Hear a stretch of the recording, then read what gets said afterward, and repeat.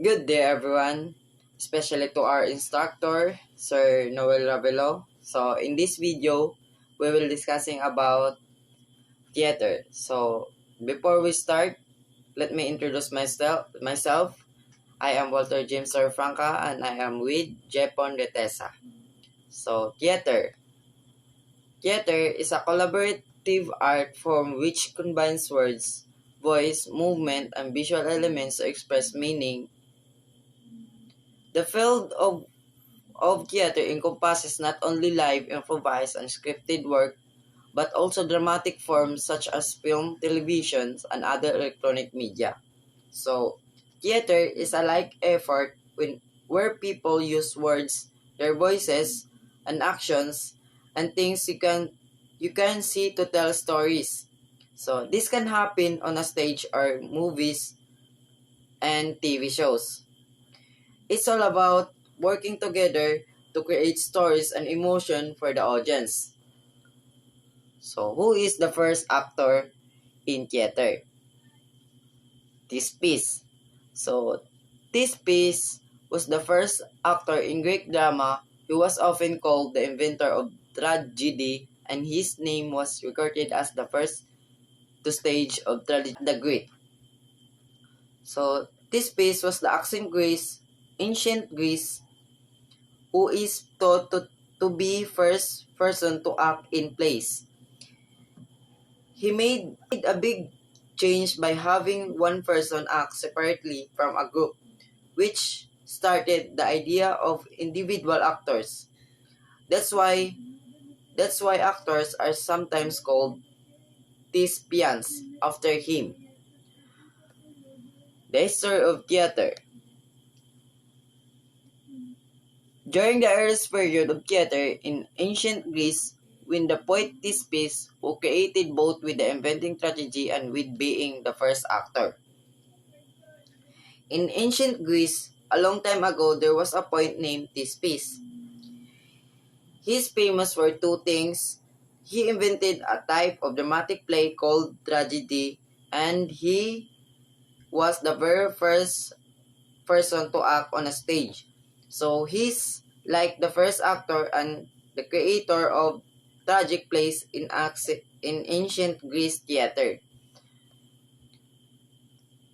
The history of theater, the development of theater over the past 2,500 years.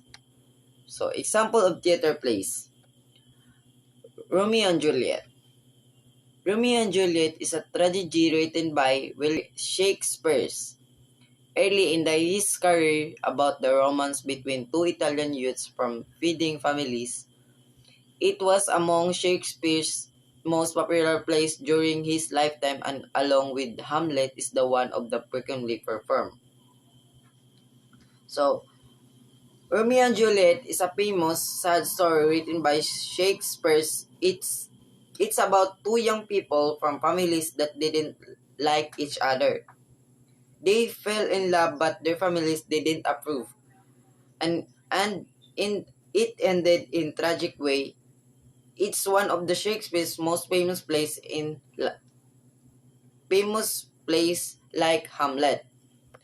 So next example, A Dull House. A Dull House is a three-act play written by Norwegian playwright Henrik Ibsen. It premiered at the Royal Theatre in Copenhagen, Denmark on 21 December 1879, having been published early that month. Having been published earlier that month, the play is set in a Norwegian town in circa 1879.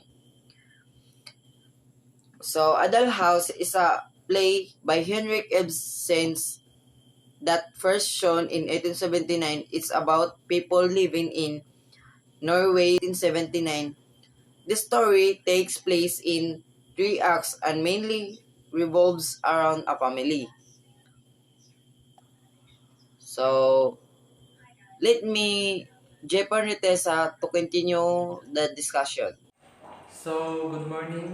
Ako nga pala si Jepon Wairiza at ang aking iuulat ngayong umaga ay types of theater plays, comedies. As the name suggests, comedies are designed to make audience laugh. They often have light-hearted plots and characters, and are often filled with witty dialogue and humor. So when we say witty dialogue, a witty remark or a clever funny performance. Next is dramas. Drama are opposite of comedies and are designed to generate an emotional response from audience. They often deal with more serious topics and the characters may be grappling with difficult challenges and decisions. So sa dramas, as we can see sa drama is kabaliktaran siya ng comedy kasi sa drama kasi andun yung mga iyakan, yung iba't ibang act ng mga actors like may love story, tsaka sa love story andun yung mga may happy ending, tsaka meron ding mga bad endings na nangyayari sa dramas. Next, musicals. Musical are type of theater play that combines acting, singing, and dancing. They are often light-hearted and upbeat and can be a great way to escape the stress of daily life. So, for example, sa musical is High School Musical where they are gumagawa sila ng acting at the same time sumasaya din sila at kumakanta. So, kung familiar kayo dun sa High School Musical since I was high school pa lang ba ako nun or elementary, basta. Then, next is classics. Classics are plays that have stood the test of time and are considered to be timeless works of art. They often deal with universal themes that are still relevant today and can be both entertaining and thought-provoking. So sa classics daw, during Roman time in Greece, which together form the foundation of dramatic performance is in Western culture. So dati pa lang, sa Roman time daw is nag-start na yung pag-act nila sa theater ng classics. Which is ngayon, hanggang ngayon is meron pa din sa ating panahon ngayon, this generation na ano pa rin na which is entertaining and yun lang.